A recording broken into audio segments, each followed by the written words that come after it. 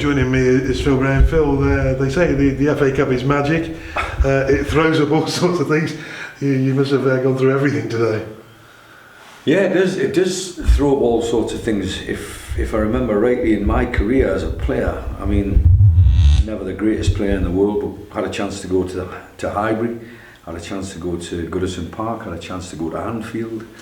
It can take you to places that you never believed you would ever play there, and only because it's a cup competition and all 4 or 5 divisions at the top end are involved. We're now in the qualifying stages at the, shall we call it, the early business end of the game, of the competition, and you've still got to do your business. You've still got to do your job right. And up to a certain point, I was delighted with the way we were doing our job. But you're judged on the scoreline at the end. A lot of people in the modern day game think if you win a game of football by 75-25 possession, it doesn't win a game of football. Nobody, when the teleprinter used to come out, it was never 75-25, oh, by the way, you got beat 1-0. It wasn't anything like that. It was just a scoreline, and that's the most important part of the game of football, the scoreline. And at the end of it, I'm delighted that we've gone through. I'm delighted that there's not a replay. I'm probably delighted at the way we played up to a certain point, but we have to take responsibility in the final third. I think everybody looks defensively at a team when you get beat, everybody. But when you get beat 1-0, you look at the chances that you've created and the opportunities that you've had, and we're just not taking that little bit of care. And people might be criticising me and saying, well, if we had players that was going to score 45 goals this year, they wouldn't be at this level. They'd be at the next level or the next level or the next level. That's what you're aiming for.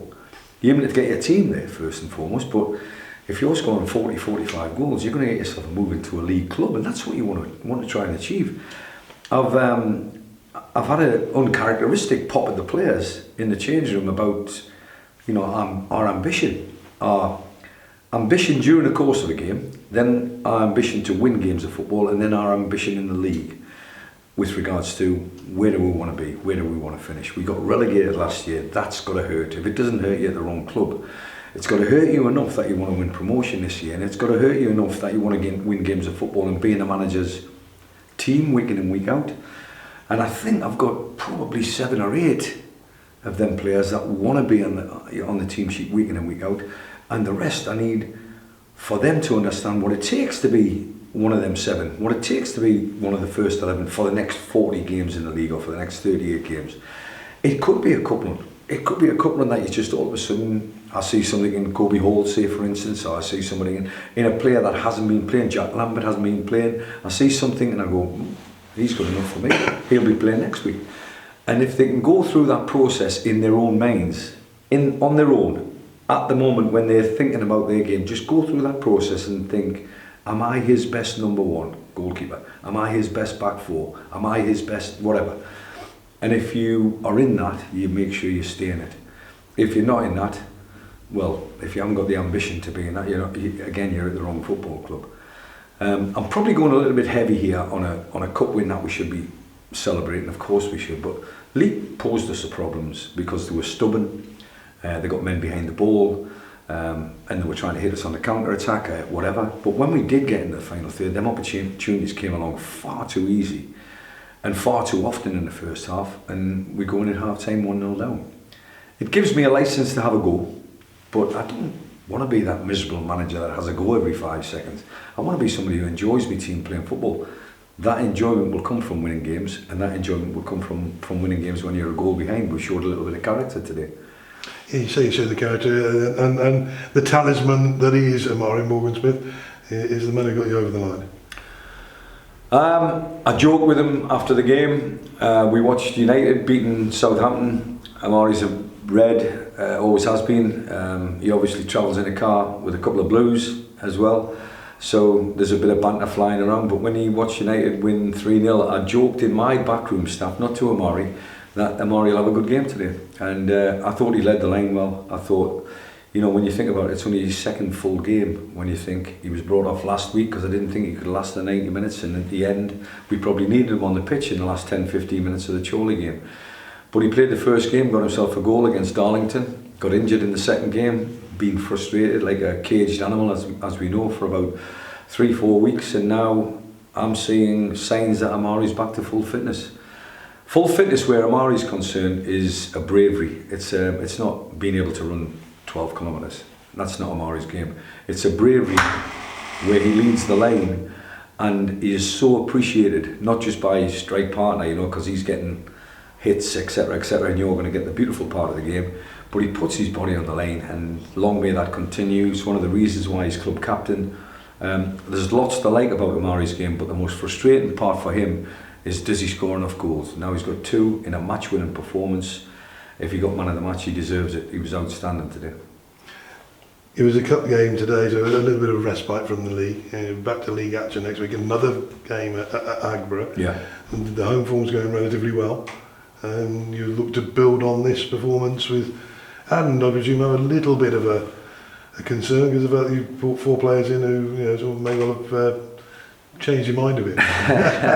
That's the game where the cup's concerned. Could you say you rested Caleb Richards, who's an ever present so far? Yes. Did you say to me, did I rest Maz Kuya? Was it the right decisions to rest these players? But you have to fluctuate between your strongest team and a team that you haven't actually seen, and can they perform at the highest level, and also with the criticism from the fans as well. The fans have got a right to criticise. I want to see Caleb Richards playing every week, and Caleb wants to as well. So that is the beauty of management to a certain extent, or the art of management, is making sure that everybody gets enough minutes, so that when push comes to shove, when the pressure's on at the end of the season, then we've got enough experience and enough bodies out there that can handle a game of football. I'm seeing good signs. You know, I thought Reece Devine did enough to put pressure on probably one of our ever presents last year under my tenure, and one of our ever presents this year in Caleb Richards. We've got 2 good left backs, you know, which is great. I wish I had 2 good right backs, 2 good centre backs, 2 good this, that, and the other. You know, all the way through. If you've got competition for place, you've got a great chance, but then you've got to manage it. At the moment, Caleb Richards got a surprise visit or entry into the game with another unfortunate problem, if you want to call it a problem, you know, injury to centre backs. Alex Penny was out on the pitch before the game, and he did a full session with Dan Ludlow, and fingers crossed he'll be able to come through that unscathed. He'll have a day of rest tomorrow, and then maybe get a week's training into him, and he might be available for selection next Saturday. And the league game is going to be important, certainly against Alfreton, where you need tin helmets, exactly.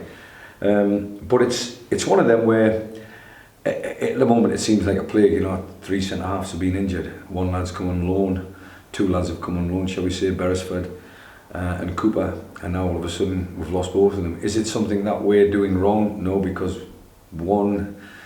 I think Ben Beresford didn't have the pre-season that we had, and that's an answer to the question where his injury is concerned. But George, I thought it was the physicality of the day, and apparently he's done quite a nasty injury to his shoulder, so it looks like he's going to be out for a long time. Apologies to Mansfield, but we haven't done anything bad where he's concerned. He's just gone into a man's game and he's come out the wrong end of it, you know. So at the moment, as I said in my programme notes, you know, we're having a bad hand if we're playing cards. We need to get that bad hand and turn it into a good hand. Today's win probably helped towards turning it into a good hand, and hopefully a week's training with Alex Penny might turn a corner as well. But great to see Amari back from the concussion. Is it going to be his only concussion this year? Probably not, the way he plays. But is it going to be his only brace of goals in a 2-1 win? I hope not. I hope he's back to his full best, and I hope the captaincy, I hope he carries it with pride, and he plays the way he did today, because it was down to him we won the game.